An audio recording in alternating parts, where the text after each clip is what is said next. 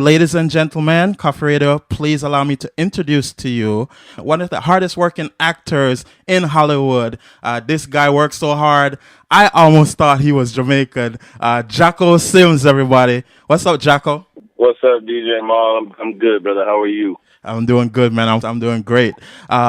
First, we want to just basically say welcome to Coffee Radio. We have a lot of listeners right here that's tuning in just to listen to you because they have been pretty much your entire career. So we're just going to go straight into the interview. So I just want to say I was doing my research on you and I could not comprehend the amount of features and movies and the different things that you have done. How do you pretty much go about sustaining yourself so you don't get burnt out doing all the different things you do?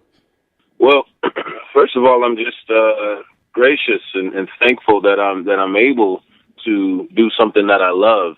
So it's funny because I look back at my resume too, and I'll look and check out every now and then IMDb, and I'm surprised because time flies, and you don't realize how much time you put in, how much work you've done, and I feel like I haven't done that much, Yeah.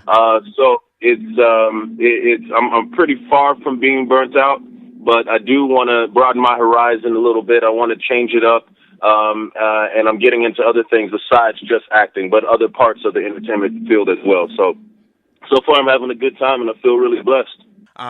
Well, let me ask you this. First and foremost, everyone knows that you are in the TNT series called The Last Ship. I don't know if a lot of the fans that are listening have. So can you give your fans like an introduction to what the series is about? Michael Bay's responsible from everything from back in the day, Bad Boys and Armageddon and Ninja Turtles and Transformers, all these huge post-apocalyptic, end-of-the-world type movies. So he's bringing that to television in The Last Ship. So we're now in our third season, and what the show is about, it's about this virus that takes over the world, and it kills billions of people.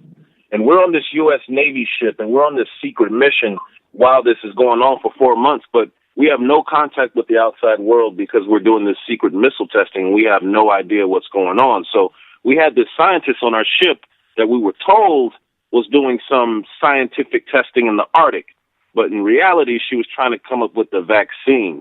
So we don't know what's going on until these Russian helicopters come out of nowhere and they start attacking our ship and trying to kidnap the doctor. Well, being that the U.S. Navy is the strongest Navy in the world, we take out those Russian helicopters and we ask the scientists, we say, what's going on? Why did they come try to attack us and kidnap you? And that's when she explains 80% of the world's population has been decimated and you guys have been protecting me. That's what this mission is while I come up with the vaccine.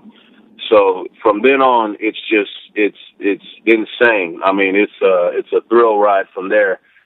Imagine the world where 80% of the world has been decimated. And the way they've written it, it's so cool because, it's cool and not cool, but it's cool in the sense that this sort of thing could really happen. So a lot of sci-fi shows you watch, they're so far-fetched. But this particular one, if somebody took a virus and weaponized it, yes, and it was spread, it was airborne, just spread by breathing on one another, and you died within 5 days, that could be catastrophic, and that's something that could happen. So that's what I think appeals to the masses that love The Last Ship, and we're in our third season, going strong. So we're really excited. Exactly. And I want to say all to the listeners out there, if you haven't checked out The Last Ship, you can catch, I think, season 1 and 2 on demand. Basically, it should be available on demand. Check your cable providers. But trust me, you want to catch up because season 3 is about to take it to another level. I saw the preview for season 3 and it kind of got me so excited and pumped. Did you do they give you like the script ahead of time, and are you able to know exactly what's gonna happen, or do you have the suspense just like the fans and the audience, of what's gonna happen basically as the different episodes go on? They hold on to the scripts as long as they can, and they give it to us. They don't give it to us last minute. I've been on some shows and some auditions even where they give it to you when you show up. They're not that bad to us, But what they do is they hang on to it at least a week before we start shooting. So, and then the writers and producers, they're also not telling you what their plans are ahead. Yes. So I'm while we're filming it, I'm a fan because I'm so into the characters and so enthralled by the story at this point that each week I'm waiting for that script to come just to see what's going to happen next. And then I get to experience it twice because once I've read it, I know what's going to happen, but I can never imagine the way they're able to put it together and premiere it every week. Yeah. So every week when you're watching, it's like you're watching a movie, an hour-long movie, and that's what's really cool about it. And of course, again, like when you have Michael Bay as an executive producer, he's going to make sure that it feels like you're in the movie each time you watch it. Exactly, and I was just gonna say that because you get that effect when you sit and watch it. It's like an independent movie by itself. There's nothing spared. Like everything is detailed, and the whole storyline, come along and it makes sense to you. It's something believable. Let me ask you this, because you just, you mentioned Michael Bay. How is it working with Michael Bay? Is he the best producer? Is he the best you ever worked with? Would you go out on a limb and say that? Well, I would say he's definitely probably the most known because he's done, a bunch of amazing films, and that's great that he's doing television now. He's got a couple of shows on television, this being his biggest one, and he's great. We see him once or twice a year. He's a little busy making some small independent movies, like Transformers, just some small movies that are keeping him busy for the most part. Yeah. But he always stops by. He has his producing partners, Brad Fuller and Andrew Form, who've done all his movies with him. Those are great guys. They're there making sure that, we're right on course with everything. And when Michael Bay stops by, it's awesome because, we perk up and as though the U.S. Navy's there. And shout out real quick to the United States Navy, who's been so supportive of this show and allowing us to do the things that we do, and we make them proud. We're very proud of them, but they tell us repeatedly that we make them proud. And Michael Bay and the writers and creators of the show and all the cast and crew have so much respect and so much new respect for the United States Navy, been a wonderful experience thus far. And that's a great thing. I mean, especially when you get that hands-on experience from working with the Navy and they could show you exactly how they do things versus if it was just written in the script, or from, whoever was doing the action scene to let this is how you would go ahead and do it. You get the hands-on actual, experience from the Navy. They're teaching you how, you should go about and how you should carry yourself and how you should step and how you should talk and stuff like that, right? They're with us every step of the way, every day. They're making sure that we represent the Navy well. Because as people are watching, well, first and foremost, you have a lot of people, men and women, who serve in the military, and they're watching, and they're listening. I mean, it's instant criticism as they're watching. They tweet directly. Oh, your hat wasn't on correct. Exactly. Served in the military for 20 years, and have some respect. But we've had like one or two tweets where someone, again, you got all kinds of personalities out there, but for the most part, you have people who are just been so supportive of it, and it's just been overwhelming. The United States, let's see, actually at the Pentagon in Washington D.C., they have our poster up. So that right there, when I found that out, I was just like, wow, and I realized that I'm not just doing an ordinary show. I have a responsibility here. Shout out to Lieutenant Chad Dulac, who was with us for the first 2 seasons before he retired after serving over 20 years in the Navy. He was our advisor, and he made sure that we were doing things right every step of the way. He came up to me one time, and he thanked me at the end of season 2 and said, you've done such a great job, and you have represented not only lieutenants well, but just being an African-American in this role. You have people out there watching you and believing that they can join the Navy and other branches of the military and serve their nation the way that you're doing it on screen. And that's something that I hadn't even thought about. So as I step into the role of Lieutenant Burke every week, I have to remind myself it's not, just, your ordinary job. It's not The Walking Dead. I have to wear that uniform with respect. Exactly. And make sure I'm doing a job. So it's fun, and I love doing all kinds of jobs, and this one's definitely one of a kind for me. Exactly. And I'm ready to ride it till the wheels fall off. No, that's perfect, man. And season 3 premieres on June 12th at 9 p.m. on TNT, correct? Yes, sir. I think we're doing a 2-hour premiere. Okay, so it's going to be a And that's, oh, yeah, that's going to be fun. Oh, that's definitely going to be fun. 2-hour premiere, June 12th, 9 p.m.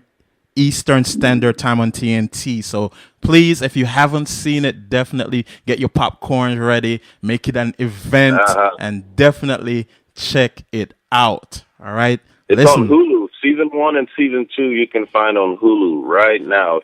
If you don't have Hulu, you can get them on iTunes as well. So check those out. I promise you're going to have a good time.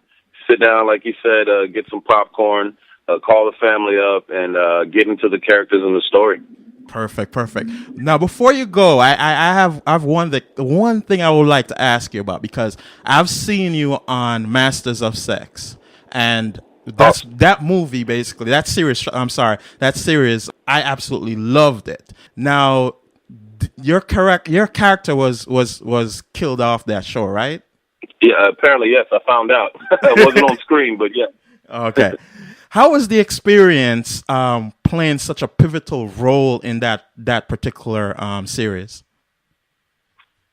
Well, what I love about Masters of Sex is that it's loosely, I would say, almost at this point, based on a true story of William Masters, who revolutionized the study of sexual behavior in America back in the 50s. And as you know, during that time, especially even now, it's taboo, the idea of sex in America. It's always been a touchy subject, no pun intended. But he and his associate, Virginia Johnson, they revolutionized it. They wrote books, they did a lot of studies, and they had a lot of uphill battles in the 50s to deal with as they pursued this. And it actually has been instrumental in creating the sort of voice of what we have now, and exploring sexual behavior now. So just to be a part of something that is, first and foremost, an awesome story based on a true story, an amazing cast, and on an awesome network like Showtime. Showtime I've been watching forever since I was a kid, and just the idea that I would go and be a part of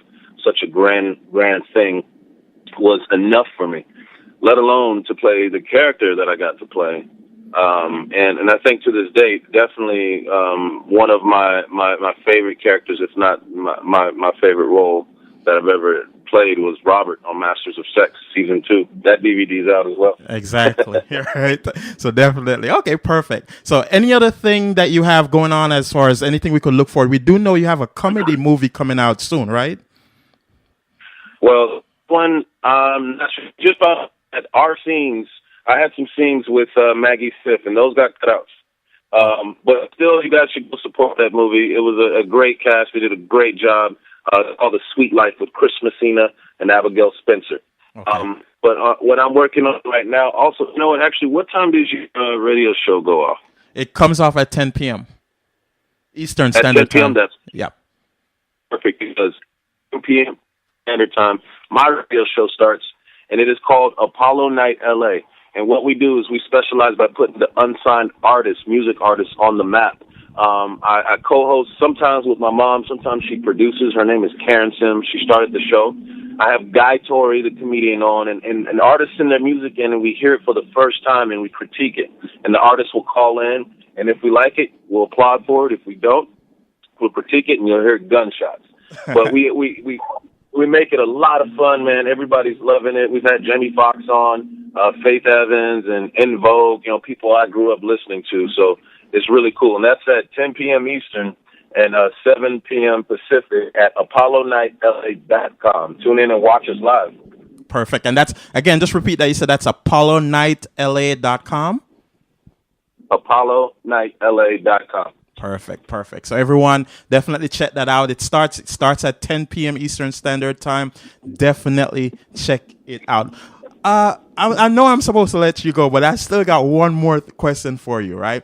You played in a series. You played in a series called Crash, and in that series, you actually dabbled a little bit in music. Is there any plans to continue doing that? Absolutely. I'm actually developing a comedy series right now about a group of guys trying to make it in the music business. The guys are like in their early 30s, mid 30s, and they are trying to find something to get their life going, jumpstart their careers, and they come together and form a rap group. And then, if you can imagine, guys in their 30s going up today against the kids, you got, not to mention you got the giants, the Drakes of the world and all that, but the young guys coming up like Bryson Tiller, we'd be having to compete with those guys. And the cool thing is that we're actually going to be a group as well and put music out every week. So look out for that. And I'm really excited. I'm writing, creating, producing, directing, and starring in that. And we've got some good responses so far as we've been taking meetings. So hopefully by 2017, we'll be seeing some stuff. Yeah, and I kind of like it already. I like pretty much what I've just heard. So I would definitely check it out. So please keep that going and make sure that it's put into production. All right? Will do, my brother. Thank you so much. Now, before you go, shout out your social media. How can people follow you? Hey, I'm everywhere as Jocko Sims, and that's Jocko. A lot of people spell my name with J-A, but it's Jocko Sims, S-I-M-S, at Jocko Sims. All right, brother. Okay, Jocko, we appreciate it. Again, we want to say much success in everything that you do, and we want to say enough blessings in everything you do. Thank you very much. All right, you're welcome, man. All right. Okay, Koffee Radio, at this time, we just basically had a quick interview with Jocko Sims. Again, keep in mind, you could definitely follow him. It is at Jocko Sims everywhere. Again, that's at JOCKOSIMS everywhere, all right? Again, keep in mind, Sunday, June 12th at 9 p.m. Eastern Standard Time on TNT. The Last Ship. Definitely it premieres. Season 3 premieres again Sunday, June 12th at 9 p.m. on TNT. It premieres. Definitely check it out. Do not miss it. Again, you can catch up on season 1 and season 2 on Hulu, or you could check out the on demand on whichever cable provider you have and follow up and make sure that you're caught up by June 12th. You got a little time. Do not wait.